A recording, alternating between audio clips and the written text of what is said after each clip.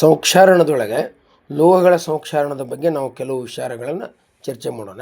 10ನೇ ತರಗತಿಯವರೆಗೆ ಬೆಳ್ಳಿ, ತಾಮ್ರ ಮತ್ತು ಕಬ್ಬಿಣ 3 ಲೋಹಗಳ ಬಗ್ಗೆ ಕೊಟ್ಟಾರೆ ನಿಮಗೆ.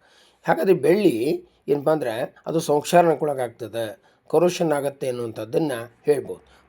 ಬೆಳ್ಳಿಯ ಪಾತ್ರೆಗಳನ್ನ ಗಾಳಿಗೆ ತೆರೆದಿಟ್ಟರೆ ನೋಡಿ, ಭಾಳ ಜನ ವಿದ್ಯಾರ್ಥಿ ಏನು ಮಾಡ್ತಾರೆ, ಬೆಳ್ಳಿಯ ಪಾತ್ರೆಗಳು ಗಾಳಿಯೊಂದಿಗೆ ವರ್ತಿಸುತ್ತವೆ ಅಂದೈತೆ. ಹಾಗಲ್ಲ, ಗಾಳಿಗೆ ತೆರೆದಿಟ್ಟಾಗ ಸ್ವಲ್ಪ ಕಾಲದಿಂದ ಕಪ್ಪಾಗ್ತದೆ. ಮೊದಲು ಯಾಕೆ ಕಪ್ಪಾಗುತ್ತೆ ಅಂದರೆ ಬೆಳ್ಳಿ ಗಾಳಿಯಲ್ಲಿರುವಂಥ ಸಲ್ಫರ್ದೊಂದಿಗೆ, ಗಂಧಕದೊಂದಿಗೆ ವರ್ತಿಸ್ತದೆ ಅನ್ನುವಂಥದ್ದನ್ನು ಹೇಳ್ಬೋದು. ಆವಾಗ ಅದು ಬೆಳ್ಳಿಯ ಸಲ್ಫೈಡ್ ಪದರವನ್ನು ಉಂಟು ಮಾಡ್ತದೆ. ಇಲ್ಲಿ ಬೆಳ್ಳಿಯ ಸಲ್ಫೈಡ್ ಅನ್ನುವಂಥದ್ದನ್ನು ನೀವು ಗಮನಿಸಬೇಕು ಅನ್ನುವಂಥದ್ದನ್ನೇ ಬಿಡಬೇಕು.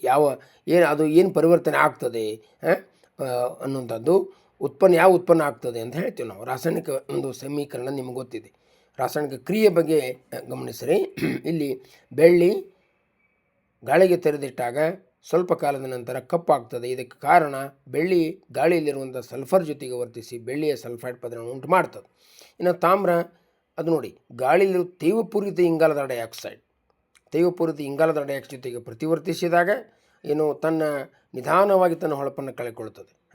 ನೋಡಿ, ಅದು ನಿಧಾನವಾಗಿ ತನ್ನ ಹೊಳೆಯುತ್ತಿರುವಂಥ ಕಂದು ಪದರವನ್ನು, ಅದಕ್ಕೊಂದು ಕಂದು ಪದರ ಇರ್ತದೆ, ಅದಕ್ಕೆ ತಾಮ್ರಕ್ಕೆ. ಆ ಕಾರಣದಿಂದ ಕಂದು ಪದರವನ್ನು ಕಳೆದುಕೊಳ್ತದೆ ಮತ್ತು ಅದು ಬಣ್ಣ ನೋಡಿ ಬದಲಾವಣೆ ಆಗ್ತದೆ. ಹಸಿರು ಪದರವನ್ನು ಪಡೆದುಕೊಳ್ತದೆ. ಕಂದು ಹೋಗಿ ಹಸಿರು ಬಣ್ಣ ಬರುತ್ತೆ.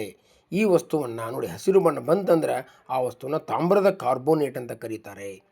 ಇನ್ನು ಕಬ್ಬಿಣವನ್ನು ನಾವು ಕಬ್ಬಿಣ ಕೊಟ್ಟಾರೆ.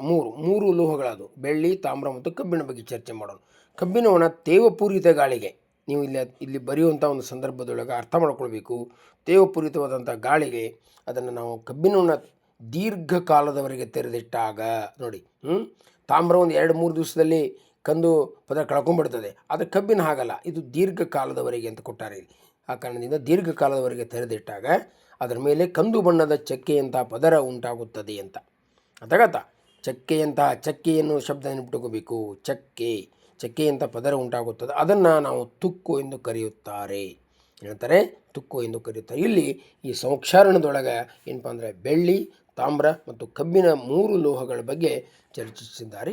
ನೀವು ಈ 3 ಲೋಹಗಳನ್ನು ಅವುಗಳ ವರ್ತನೆ ಹೇಗಿರುತ್ತೆ ಅನ್ನುವಂಥದ್ದನ್ನು ಗಮನಿಸಬೇಕು ಅನ್ನುವಂಥದ್ದನ್ನು ನೆನಪಿಡ್ರಿ. ನಂತರ ನಾವು ಸಂಕ್ಷಾರಣ ತಡೆಗಟ್ಟುವಂಥ ವಿಧಾನಗಳ ಬಗ್ಗೆ ನಂತರ ಚರ್ಚೆ ಮಾಡೋಣ.